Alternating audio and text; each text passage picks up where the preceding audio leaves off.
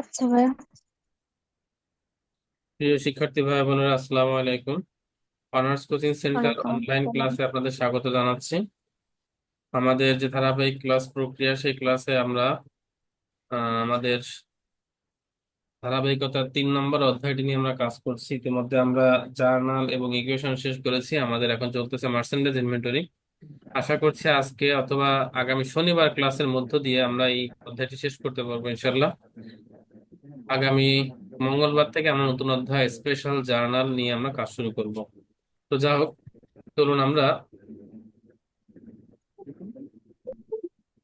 আমাদের আজকের যে কার্যক্রম মার্চেন্ডাইজ ইনভেন্টরির সেই অধ্যায়ে যে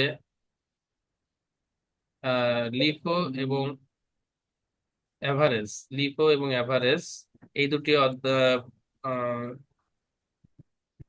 পিরিয়ডিক সিস্টেমে আমরা এই দুটো নিয়ে কাজ করবো আজকে ইনশাআল্লাহ। আমরা গত ক্লাসে দেখেছিলাম যে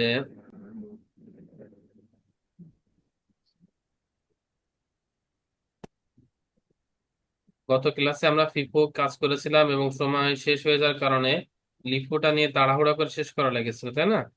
এই জন্য আজকের আর হুম। লিফোটা একটু আজকে আবার রিভিউ করব।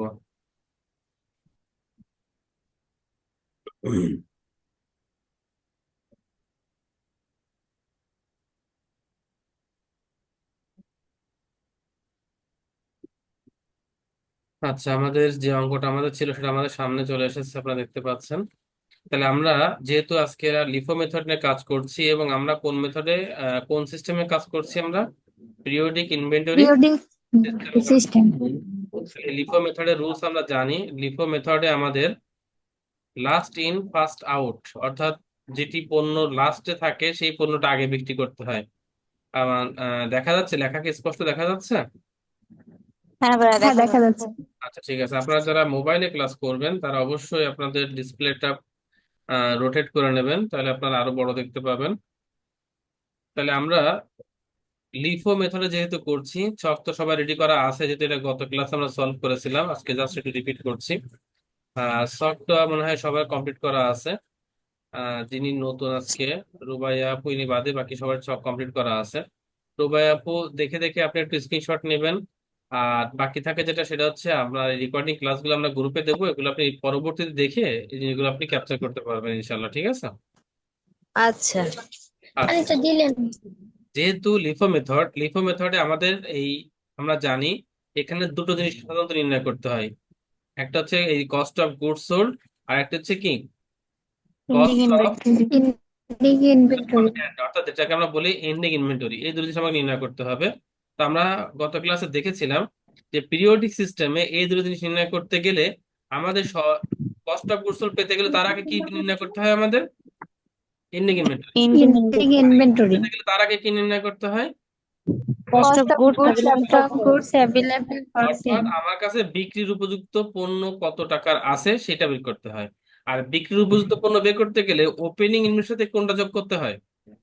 পারচেজ। পারচেজ যোগ করতে পারচেজ। হয়। আমরা কিন্তু আমাদের অঙ্কে এই যে ওয়ার্কিংসটা, অর্থাৎ cost of goods available for সেলের ওয়ার্কিংসটা আমরা আগেই করে রেখেছি, তাই না? একেবারে প্রথমে করে রেখেছিলাম। হুম। আমরা দেখেছিলাম আমাদের বিক্রির উপযুক্ত পণ্য আছে কত ইউনিট? 18,000 ইউনিট। 18,000। যার প্রাইস আছে 18,000। 82,950 টাকা। এবার 82,000। লিফো মেথডে আমাদের বের করতে হবে, প্রথমে কি বের করতে হবে? এন্ডিং। ইনভেন্টরি। এবার এন্ডিং ইনভেন্টরি মানে হচ্ছে এন্ডিং ইনভেন্টরি। কোম্পানি মজুত পণ্য বা অবিক্রিত যেটা রয়ে গেছে সেটাকে আমরা বলি। এবার করতেছি কিন্তু লিফো মেথড। কোন মেথড করতেছি আমরা? LIFO method. লিফো লিফো মেথডের নিয়ম মেথড। হচ্ছে last in first out. First L A last, I N in, F A first, ওতে আউট, অর্থাৎ পরের পণ্য আগে আগের বিক্রি। মাল। পরের মাল আগে বিক্রি। এবার আমরা যাচ্ছি এই তথ্যে। দেখুন অঙ্কে বলা আছে আমাদের প্রথম বিক্রি আছে কয় তারিখে? 15 তারিখে 5,000 ইউনিট। তারিখে 5,000 ইউনিট। তাহলে ডিসেম্বর 15 তারিখে যে 5,000 ইউনিট আমরা বিক্রি করছি, তাহলে এর আগের তারিখের লাস্ট পণ্যটা কত ছিল? দেখেন, ডিসেম্বর আগের মানে হচ্ছে, 10 তারিখে। তার মানে ডিসেম্বর ডিসেম্বর 10 মানে কি তারিখে। এখনো 20 তারিখে আমরা কি ধরবো? ধরবো না। না। কারণ 20 তারিখে পণ্য তো তখন আমাদের কারবারে আসেইনি। এই যে আমরা পারচেস করছি 20 তারিখে, এটা কিন্তু ডিসেম্বর 15 তারিখের আগে নাকি পরের ঘটনা? পরের। সুতরাং পরের ডিসেম্বর ঘটনা। 15 আগে। ডিসেম্বর 15 আগে লাস্ট ঘটনা কোনটা? ডিসেম্বর 10। 10 তারিখের। তার মানে আমাদের তখন গোডাউনে পণ্য আছে দুটো, একটা হচ্ছে ডিসেম্বরের 1 তারিখের ওপেনিং পণ্য আছে 3,000 ইউনিট, যার মূল্য হচ্ছে হুম, 4 টাকা করে। এরপরে আছে ডিসেম্বর 10 তারিখে ছয় ডিসেম্বর হাজার ইউনিট 10। যার মূল্য হচ্ছে 4.5 টাকা করে। তাহলে এই দুটো পণ্যের মধ্যে লাস্ট পণ্য কোনটা? 10 তারিখে 6,000 ইউনিট দশ 4.5 তারিখে টাকা 6,000 করে। ইউনিট কিন্তু লাস্ট পণ্য। যদি তাই হয় তাহলে আমরা ডিসেম্বর 15 থেকে বিক্রি করব কত ইউনিট? 5,000 ইউনিট। কোনটা থেকে বিক্রি করব? 10 ওই 6,000। 10 10 তারিখে তারিখে এখানে যদি আমরা 6,000 থেকে 5,000 বিক্রি করে দিই তাহলে এখানে অবশিষ্ট থাকবে কত ইউনিট? 1,000। 1,000 1,000 ইউনিট। ইউনিট অবশিষ্ট থাকবে, এটাকে আমরা বুঝতে পারছি। হ্যাঁ। তাহলে ডিসেম্বর হুম 15 তারিখের ইউনিট কিন্তু বিক্রি হয়ে গেল, তাই তো? আচ্ছা, এবার বিক্রি হ্যাঁ, আছে ডিসেম্বর কয় তারিখে? 25 25 তারিখে। কত ইউনিট বিক্রি তারিখে হচ্ছে? 25 4,000 4,000। তারিখ। ডিসেম্বর 25 তারিখে কত ইউনিট বিক্রি হচ্ছে? 4,000। 4,000। 4,000 ইউনিট। এবার আমাদের ডিসেম্বর 25 তারিখের আগের ঘটনা কোনটা কোনটা? ডিসেম্বর 1, 20 তারিখে। ডিসেম্বর 1 আগের ঘটনা, ডিসেম্বর 10 আগের ঘটনা, হুম, এবং ডিসেম্বর 20ও আগের ঘটনা। এই তিনটা কিন্তু 20 25 তারিখের আগের ঘটনা। কিন্তু এই যে ডিসেম্বর 30, এটা কি 25 তারিখের আগের ঘটনা না পরের ঘটনা? পরের পরে ঘটনা। তার মানে পরের আমরা যদি ঘটনা। ডিসেম্বর 25 তারিখে বিক্রি করছি তখনও কিন্তু ডিসেম্বর 30 তারিখে পণ্য আমাদের ক্রয় করা হয়নি। সুতরাং এটাকে বিবেচনায় আনা যাবে না। না। না, তাহলে এখন আসেন, ডিসেম্বর 25 তারিখে যখন আমরা 4,000 ইউনিট বিক্রি করতে চাচ্ছি, তাহলে সেই ক্ষেত্রে আমাদের হাতে পণ্য আছে কোনটা কোনটা? ডিসেম্বর 1 তারিখে কত ইউনিট পণ্য আছে? 3,000। 3,000। 3,000 ডিসেম্বর 3,000 10 তারিখে কত ইউনিট পণ্য আমাদের হাতে আছে? 1,000। 1,000 ইউনিট। নাকি 6,000? 6,000 আছে নাকি? না, না 1,000। এখানে কিন্তু 1,000 6,000 না। কিন্তু আর গণনা করা যাবে না, কারণ 5 ওইখান থেকে কিন্তু 5,000 বিক্রি হয়ে অবশিষ্ট আছে কত ইউনিট এখন? 1,000। 1,000 1,000 ইউনিট। ইউনিট। আর সর্বশেষ ডিসেম্বর 20 তারিখে কত ইউনিট আমাদের ক্রয় হয়েছে? 5,000। 5,000 আমাদের ইউনিট। হাতে কিন্তু এই তিনটা ইউনিট আমাদের হাতে আছে। অর্থাৎ 25 তারিখের বিক্রি ঘটনার আগে ডিসেম্বর 1 তারিখে 3,000 ইউনিট আমাদের হাতে আছে, ডিসেম্বর 10 তারিখের 1,000 ইউনিট হাতে আছে, এবং ডিসেম্বর 20 তারিখের 5,000 ইউনিট হাতে আছে। তাহলে এই তিনটা পণ্যের লাস্ট পণ্য কোনটা? 20 5,000 তারিখের। ইউনিট। এই তিনটা পণ্যের 5,000 লাস্ট ইউনিট। পণ্য নিঃসন্দেহে 20 তারিখের 5,000 ইউনিট, নাকি? এইটা আমাদের হ্যাঁ। পণ্য, এটা হুম, নিয়ে সন্দেহ আছে? না। না, তাহলে এখন আমাদের এই যে 25 তারিখে 4,000 ইউনিট বিক্রি হবে, লাস্ট ইন ফার্স্ট আউট ফর্মুলায় কোন পণ্য থেকে বিক্রি হবে? 5,000। এই 5,000 5,000 থেকে। থেকে বিক্রি হবে। সুতরাং যদি আমরা এই 4,000 এই 5,000 থেকে বিক্রি করে দিই তাহলে এখানে অবশিষ্ট থাকবে কত ইউনিট? 1,000। 1,000 এখানেও ইউনিট। কিন্তু 1,000 ইউনিট অবশিষ্ট থাকবে, তাই না? হ্যাঁ। জি। আর কোনো বিক্রি কি আমাদের আছে? না। না, কোনো বিক্রি কিন্তু আমাদের নাই। তাহলে এবার আমরা কিন্তু সমাপনী মজুত পণ্য পেয়ে যাব। আমাদের গোডাউনে বছর শেষে কত পণ্য অবিকৃত রয়ে গেছে বা সমাপনী মজুত পণ্য দেখেন। ডিসেম্বর 1 তারিখে কত ইউনিট রয়ে গেছে? 3,000। 3,000 ইউনিট। ডিসেম্বর 10 তারিখে 3,000। কত ইউনিট রয়ে গেছে? 1,000 ডিসেম্বর 20 তারিখে ইউনিট। কত ইউনিট রয়ে গেছে? 1,000 ইউনিট। এবং সর্বশেষ আমরা আবার ডিসেম্বর 30 থেকে ক্রয় করছি কত 30 ইউনিট? 4,000 ইউনিট। তাহলে আমাদের দেখেন এই 4টা ইউনিট কিন্তু আমাদের অবিকৃত বা ইন্ডিং ইনভেন্টরি হিসেবে রয়ে গেছে। এটা কি বোঝা যাচ্ছে? হ্যাঁ, জি। তাহলে লিফো মেথডে আমরা সমাপনী মজুত পণ্য বের করব, এই ইউনিট গুলো যার সঙ্গে যার প্রত্যেকটা সরাসরি রেট কি হবে? গুণ হবে। প্রত্যেকটার সাথে প্রত্যেকটা কোন রেট হবে? গুণ হবে। তাহলে আমরা এবার যাচ্ছি আমাদের ছকের সলিউশনে।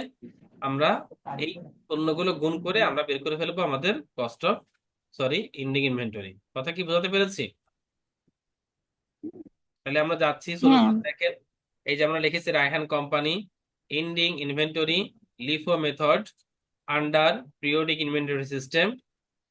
আমাদের হেডিং লেখা আছে ইউনিট রেট কস্ট। তাহলে প্রথমে আমাদের অবিকৃত ছিল ডিসেম্বর 1 তারিখের ইউনিট কত ইউনিট?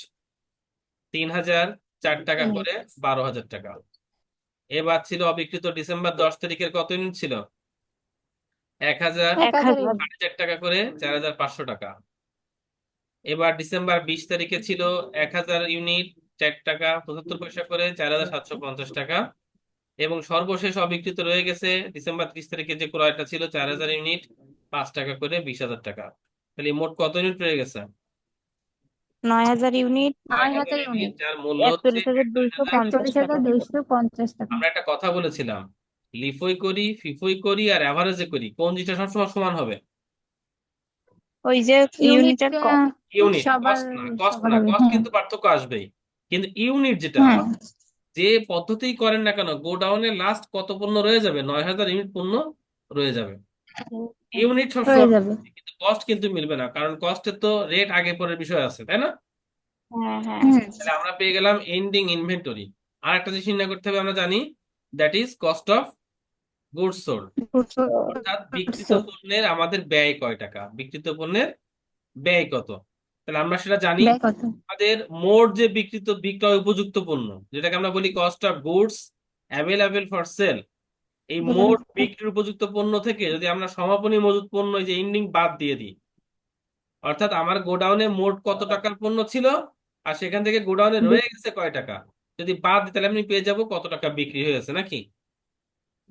হ্যাঁ এই জন্য আমরা সূত্রটা মনে রাখবো, এই যে সূত্রটা, cost of goods sold equal cost of goods available for sales minus ending inventory, সূত্রটা কিন্তু মনে রাখতে হবে, ঠিক আছে? এবার হ্যাঁ cost of goods available for sales, এটা মান আমরা কোথায় পাবো? ওই যে ফার্স্ট ওই যে করলাম। একেবারে প্রথমে কিন্তু এটা ওয়ার্কিংস করা আছে আমাদের, না? হ্যাঁ একেবারে প্রথমে আমাদের কস্ট অফ হ্যাঁ অ্যাভেলেবেল ফর সেল কত টাকা ছিল? 82,750। এটা আমাদের বিক্রির উপযুক্ত পণ্যের ব্যয়। তাহলে এই বিক্রির উপযুক্ত পণ্যের ব্যয় হচ্ছে বিরাট 82,750। এটা হচ্ছে cost of goods available for সেলের মান। 750। আর এন্ডিং ইনভেন্টরি আমরা বের করেছি একটু আগে, এই যে এখানে 41,000। 41,250। তাহলে কস্ট অফ গুডস সোল্ড থেকে এটা মাইনাস করলে আমরা উত্তর পেয়ে গেলাম কস্ট অফ গুডস সোল্ড কত, 41,500।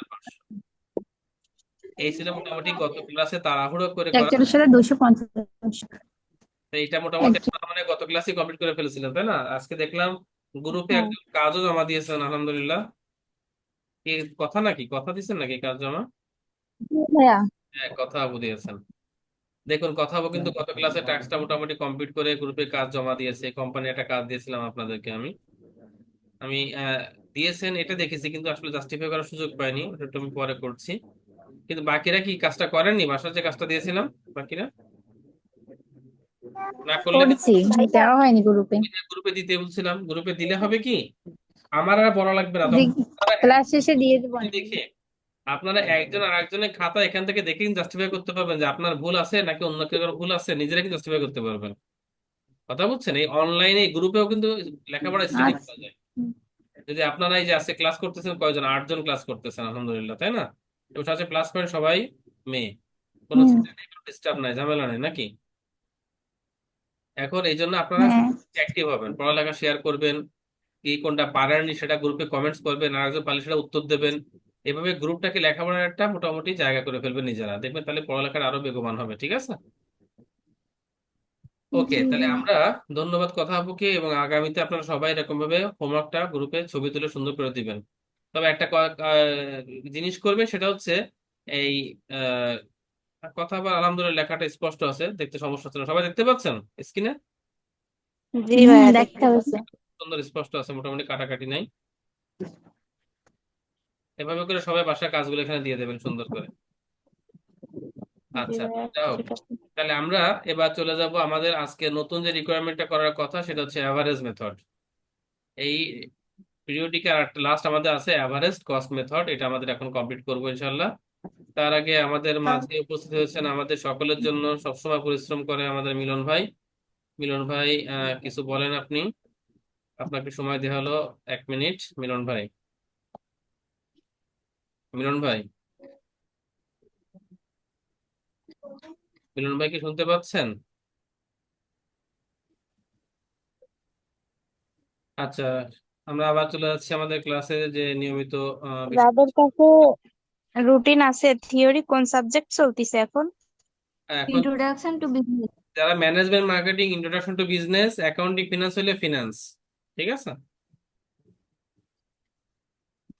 আচ্ছা, বুঝিনি ভাই আপনার কথা। আপনি কোন ডিপার্টমেন্টে? আমি ম্যানেজমেন্টে, কিন্তু আমার শুধু ইন্ট্রোডাকশন ম্যানেজমেন্ট সাবজেক্ট আর ইন্ট্রোডাকশন টু বিজনেস এর থিওরি চলতেছে, ব্যবসায় পরিচিতি, এই সাজেশনটা কি আপনি পেয়েছেন?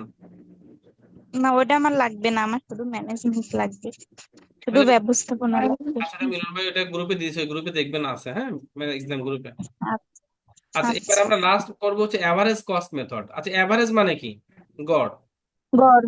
আচ্ছা, গড় গড় যখন পদ্ধতি আমরা ব্যবহার করব তখন কি আগের পণ্য পরের পণ্য বিবেচনার দরকার আছে? না। না। না। যখন আমরা গড় করব, গড়ে সবকিছু গড়ে বিবেচনা হবে, এখানে কে আগের আর কে পরে এটা বিবেচনা করার কোনো প্রয়োজন নেই। নাই। নাই। এখন সেক্ষেত্রে আমাদের করণীয় কি আমরা একটু দেখি। সেক্ষেত্রে আমাদের করণীয় কি দেখেন, এবার আমরা যাচ্ছি গড় মেথড, এই যে অ্যাভারেজ মেথড আপনার সামনে চলে এসেছে। তাহলে অ্যাভারেজ মেথড যখন আমরা যাব, তখন আমরা কিন্তু একটা জিনিস জানি, আমরা ফিফো করি আর লিফো করি, যে মেথডে করি আমাদের লাস্ট এন্ডিং ইনভেন্টরি কত ইউনিট রয়ে যাবে? 9,000। 9,000 ইউনিট রয়ে যাবে। এটা নিয়ে কোনো ডাউট আছে আমাদের? না। না। অঙ্কের দিকেও তাকাই, দেখেন যদি অঙ্কের দিকেও আমরা তাকাই, এখানে আমাদের মোট আছে 3,000 ইউনিট। 3 আর 6 কত? 9। 9। 9 আর 5 নাই। 14। 14 আর 4 কত? 18। 18। স্টকে আছে মোট কত ইউনিট স্টকে আছে? 18,000 18। ইউনিট। 18। সেইখান থেকে বিক্রি হবে 5 আর 4 9,000 ইউনিট, তাহলে স্টকে রয়ে যাবে কত ইউনিট?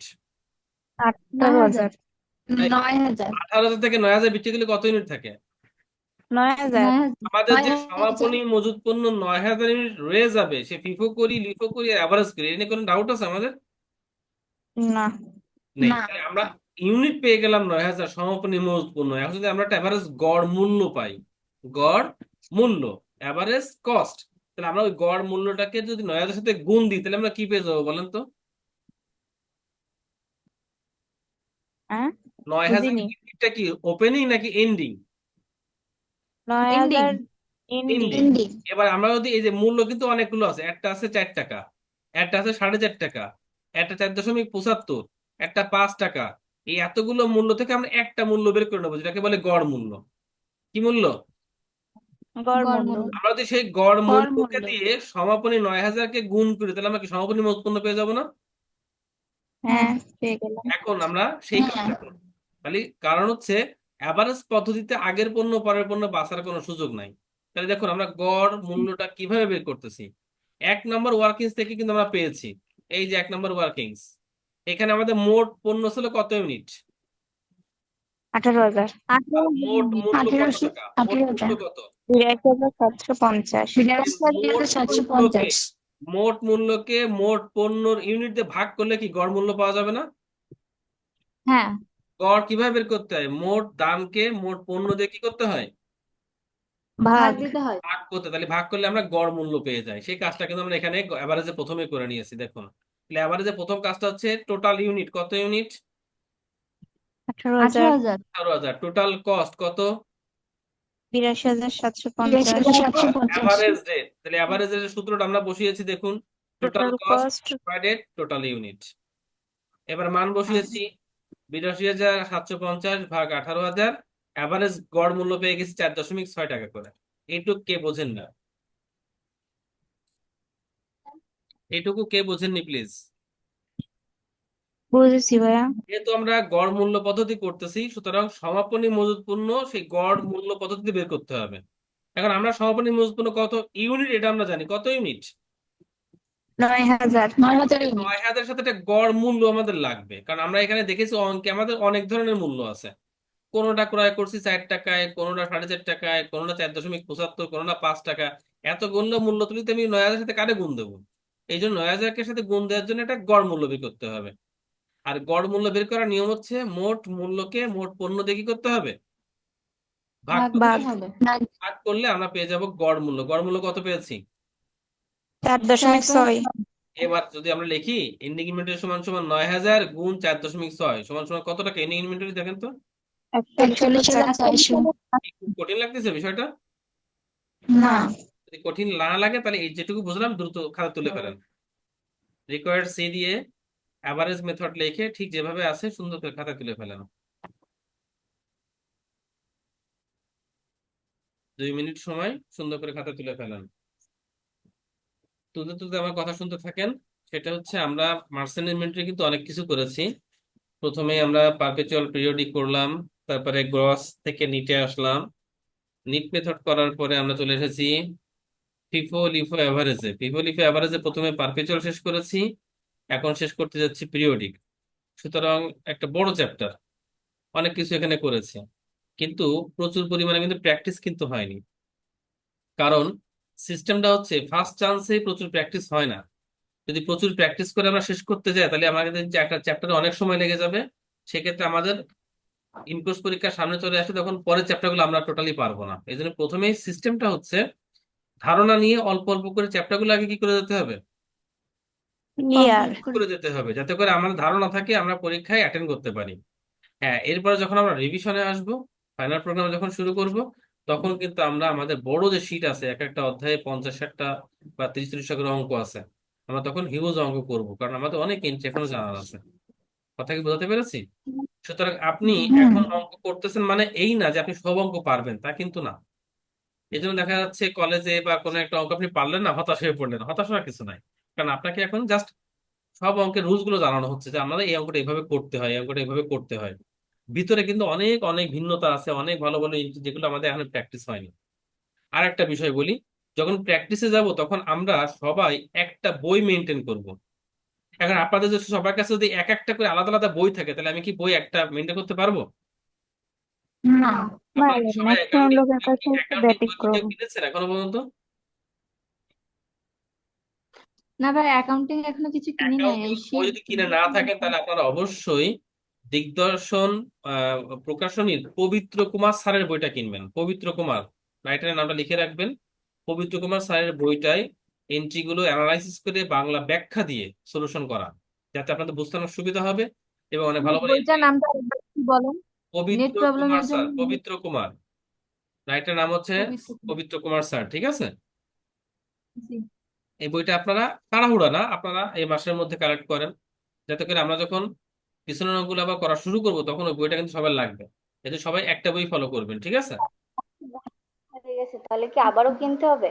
না না না, যারা কিনে ফেলেছেন তারা কিনবেন না। কেন কিনবেন না? যখন আমরা বই করা শুরু করব তখন যে অঙ্কগুলো করব সেইগুলো আবার আমরা একটা আলাদা শিট করে গ্রুপে দিয়ে দেবো। ওইটা খালি ডাউনলোড করে নিলেই হবে।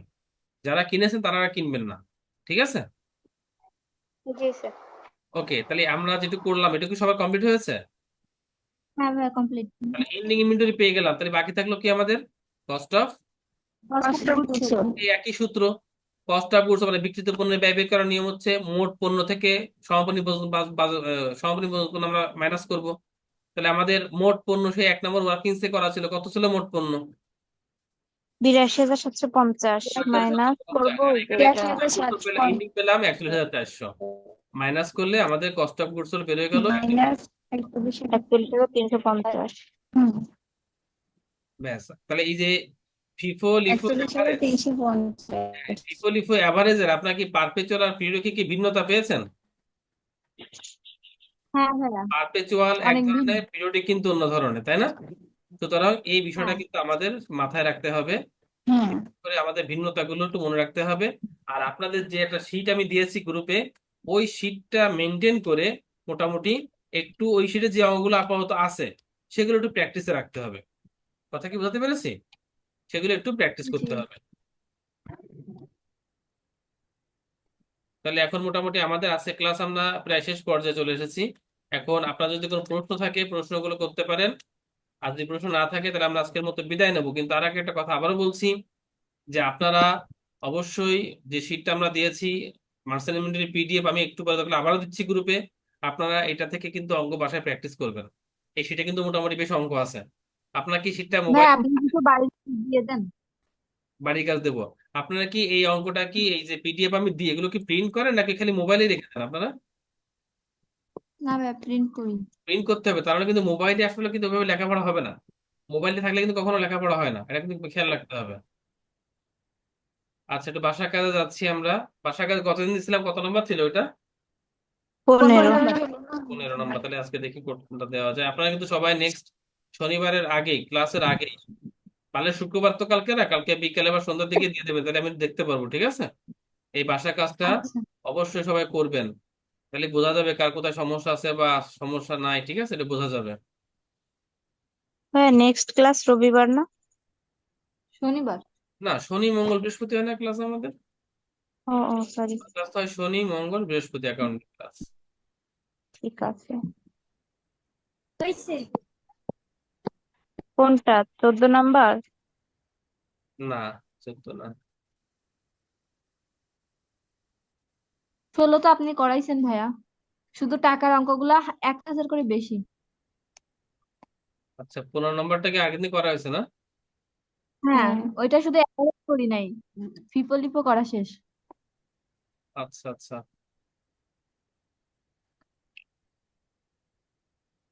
আচ্ছা, আপনারা একটা কাজ করেন, আপনাদের যার যে বই আছে, বই থেকে একটু একটা অঙ্ক প্র্যাকটিস করেন।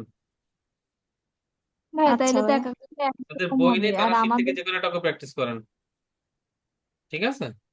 কারণ এখানে তো আচ্ছা পর্যাপ্ত পরিমাণ অঙ্ক নাই তো। যার বই আছে ভাইয়া বই। ওই শীটের লাস্টে, একদম লাস্টে কিছু হচ্ছে এক্সট্রা এক্সারসাইজ দেওয়া আছে, ওইটা থেকে 16 নাম্বারটা করব। হ্যাঁ, করেন, ঠিক আছে। আর আমি এই যে ক্লাসের ম্যাথ ভিডিওটা করে অ্যানালাইসিস দিতে। ওকে।